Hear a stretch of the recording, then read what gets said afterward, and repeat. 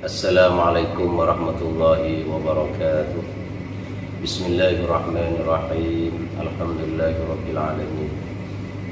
Assalatu wassalamu ala asyrafil anbiya wal mursalin Sayyidina Muhammadin wa ala alihi wa sahbihi ajma'in, amma ba'du. Hadratal mukarramin, mustami'in mustami'at, mussaimin shaimat, rahimakumullah.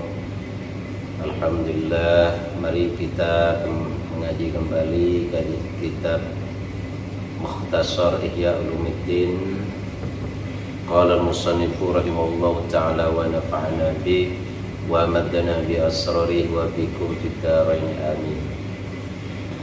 I'lam, ketahuilah, anna darajatil ulumi bi qadri qurbiha min ulumil akhirati wa ba'diha, bahwa tingkatan ilmu dengan melihat kedekatannya dari ilmu akhirat dan sesudahnya,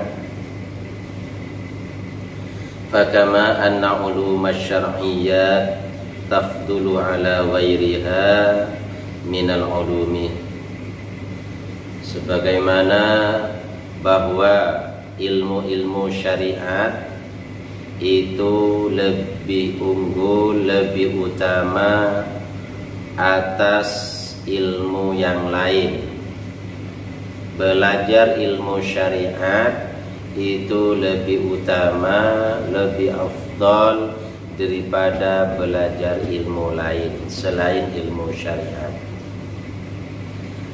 Apa itu ilmu syariat? Ilmu hukum Islam, wajib, sunnah, makruh, mubah, haram, atau ilmu yang telah ditetapkan oleh Allah Subhanahu wa ta'ala di dalam Al-Quran atau sunnah Nabi sallallahu alaihi wasallam. Fal ilmu alladhi yata'allaqu bihaqa'iqi syar'iyyat yafdulu ala ma yata'allaqu bi dhahiril ahkam. Adapun ilmu yang berhubungan dengan hakikat syariat itu lebih utama daripada belajar ilmu yang berhubungan dengan zahirnya hukum. Fal faqihu yahkumu ala dhahir, maka orang yang alim fikih itu menentukan hukum melihat dari segi zahirnya saja, bisihati wal fasadi, dengan sah atau batal. Itu ulama fikih, ilmu fikih, melihat atau di dalam menentukan hukum sesuatu itu dilihat dari segi zahirnya. Contoh Salat yang kita lakukan secara fikih, kalau sudah memenuhi syarat dan rukun, maka salatnya itu dianggap as-sah salatnya. Tapi belum tentu diterima oleh Allah Subhanahu wa ta'ala, karena ada syarat lain.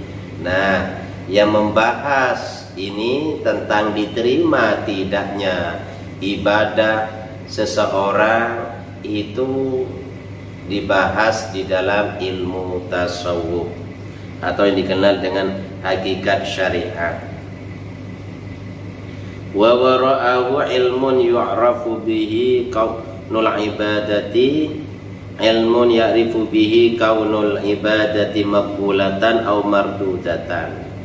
Artinya selain ilmu fikih, selain ulama fikih, di dalam menentukan hukum ibadah, amaliyah yang kita lakukan itu bisa diketahui ibadahnya itu apakah diterima atau ditolak oleh Allah Ta'ala.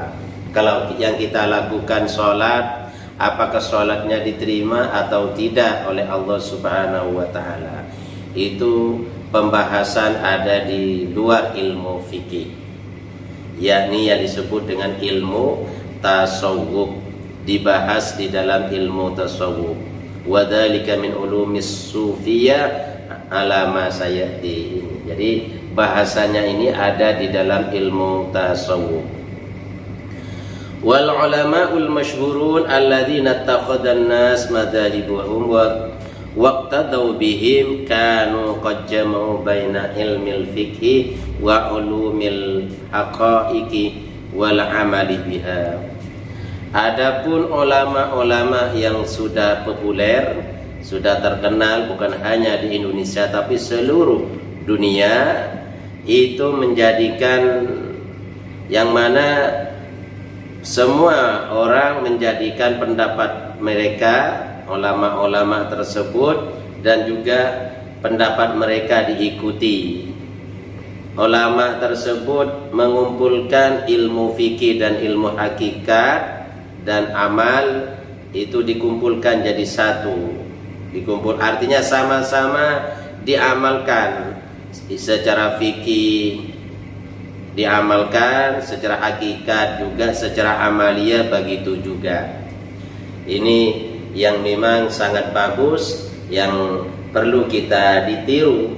Tidak hanya belajar ilmu fikih, tapi juga kita usaha belajar ilmu tasawuf.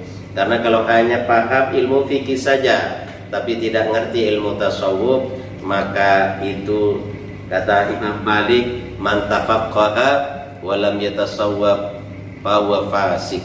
Orang yang hanya paham ilmu fikih tapi tidak paham ilmu tasawuf, itu dianggap masih fasik, masih berdosa.